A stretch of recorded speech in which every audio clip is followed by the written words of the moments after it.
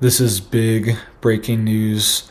Officials are now warning hundreds of millions of people that they need to have, quote, 72 hours worth of supplies to deal with things like natural disasters, cyber events, and even war, all right?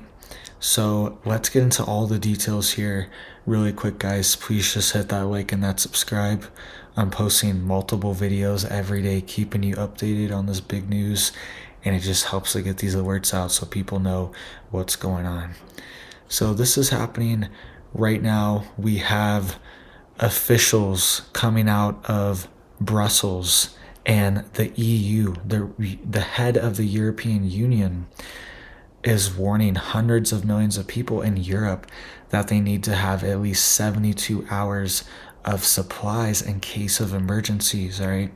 And this is happening in Europe, but it also applies to the United States. We are facing very similar things, and you need to be prepared here as well too.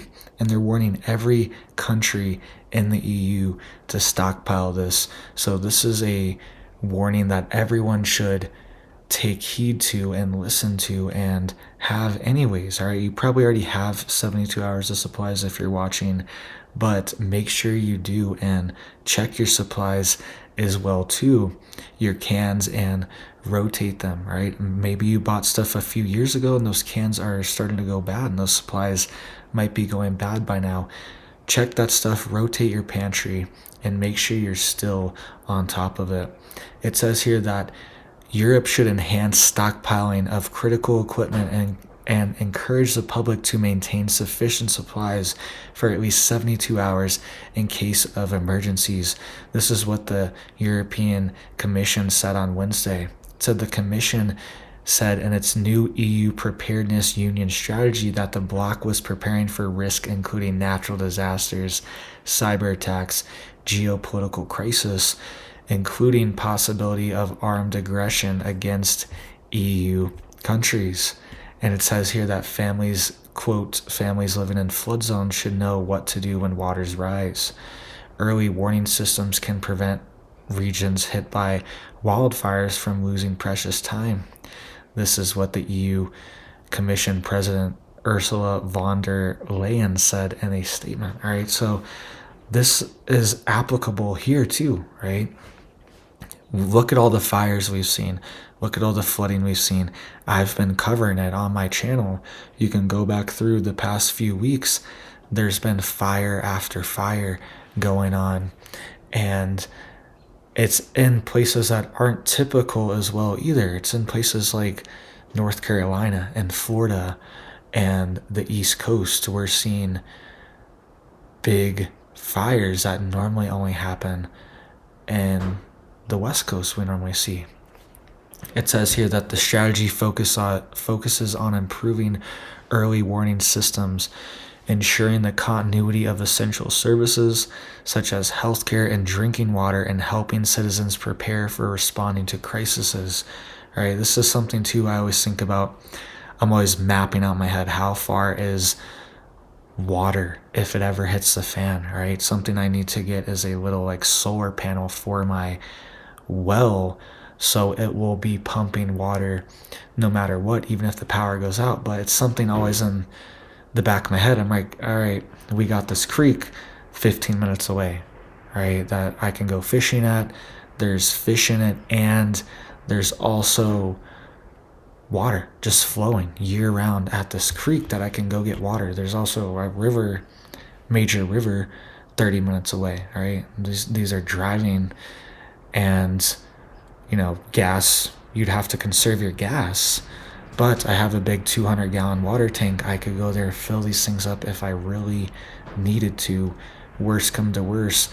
And you should have ways to filter that too. There's little straw filters, right? There's things like Life Straw and Sawyer Mini filters that I've used for years that I just bring with me, so I can just drink right out of the stream or the creek. You don't even have to bring a water bottle. You can just drink right out of it. It has a little straw in it, and it purifies it for you, right? Look into those things. And also, if you have big tanks, you can put a little bit of chlorine in there if you really need to. All right, don't take my word for it. All right, that's what I do personally, though, is I put a tiny little bit of chlorine in the water to help purify it if we use it for RV, or if filling other tanks, things like that, or using it for any washing dishes, stuff like that. Put a tiny little bit in it, all right, just to kill all the bacteria and stuff like that. And so definitely figure out where your flowing water that you can get if it hits the fan. Figure out where that stuff is near you. There's lots of creeks and streams and all this stuff all over the place. And I'm just thinking about this because I've just been fishing these creeks, and my kids have been playing in them and all this stuff because it's been warm and nice out. So it's just what I'm thinking about. And they're warning people, have drinking water, have water bottles stocked up, right? Maybe don't be drinking out of it every day, consistently, all the time, right? And I do sometimes too. When I'm on the go, I'll grab one. But have a stockpile just in case. Have some gallon waters just in case. Have some water tanks filled up in case you need it. Gas tanks too, generator. It's all important, right? In case you're in an emergency situation, it could literally save your life. And it says here that the European Commissioner in charge of preparedness and crisis management said that concerns differ across the bloc, but that all citizens should make an effort to be prepared for emergencies. Quote, ready for anything. This must be our new European way of life. This is what the Commissioner for Preparedness said. Quote, the Commissioner would now develop guidelines to reach a population self-sufficiency of minimum 72 hours according to the new strategy's action plan. So they're trying to have all of society in Europe be able to stop for 72 hours and you just live off what you have available, right? It doesn't sound that hard, but when you factor in all the little things, all right, and I've lived off-grid in my RV on and off the past 5 years, and even things like flushing the toilet, right? It takes water. You're using water, washing your hands, brushing your teeth, washing dishes. It's hard to stay on top of these things when the water is limited, okay? And if the power's out, a lot of the pumps, even city water, won't work. A lot of it. Some of it will, but a lot of it won't because the pumps will be turned off and there's no pressure being put on the pipes, and the water is not going to keep flowing, right, to a lot of places. And it says here in a video posted on social media, they listed items important to have to survive 72 hours in a crisis, from food to water to a flashlight to a power bank, radio, cash, and medication, right? All good things.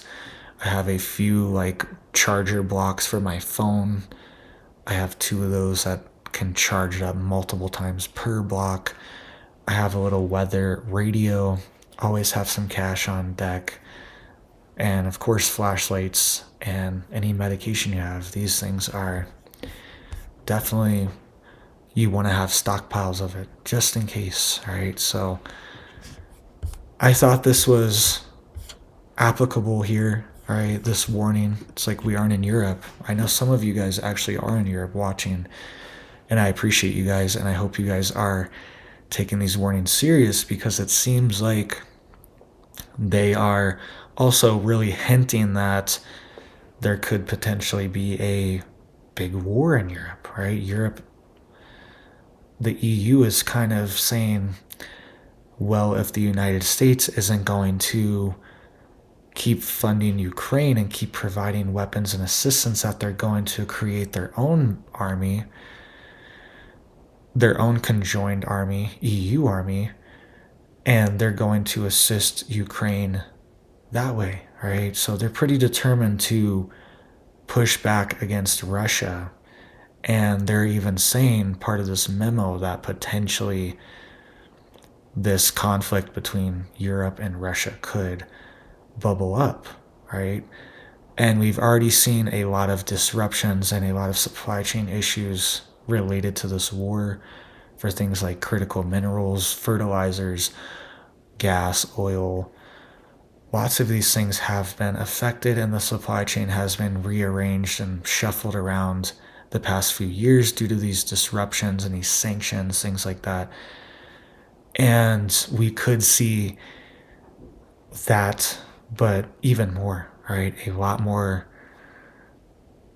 disruptions to the supply chain between Europe, the United States, Russia, Asia, especially if China gets more involved, or China makes a move on Taiwan at the same time that a war is happening between Russia and Europe.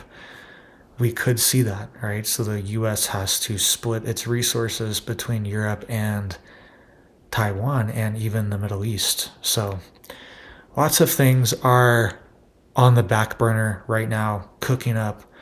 Hopefully we won't see it, right? Hopefully strong leadership can prevail and prevent a lot of these things from happening. I think that will most likely happen, but you should still be prepared, even if it's just a flood, even if it's just a tornado, whatever it is, you need to be ready for it.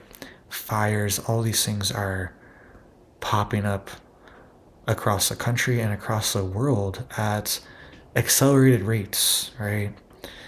And a lot of the times they're even caused by humans, yet admittedly by officials. A lot of these fires that I cover in the US are human caused fires. People intentionally starting these fires, and then they get out of control and become tens of thousands of acres. Some of them, one of them in Florida I was covering last week, over 20,000 acres was human caused, and it was blocking the Highway 1 going into the Florida Keys and going out of the Keys, right? So just make sure you're prepared. Just like the people there, they were stuck there at the Keys. A lot of them couldn't leave to go get resources, right? Or go get things that they need on the mainland in Florida. And they had to wait it out for weeks, some of these people, right? The fire was going on and still ongoing. It's mostly under control, but these people were waiting, some of them weeks, right, to get off the islands and the Keys, right? So just make sure you have your stockpiles ready. I hope you guys are staying safe, staying prepared out there. I hope you have big blessings for your life, your family, and I hope you have a big old blessed day.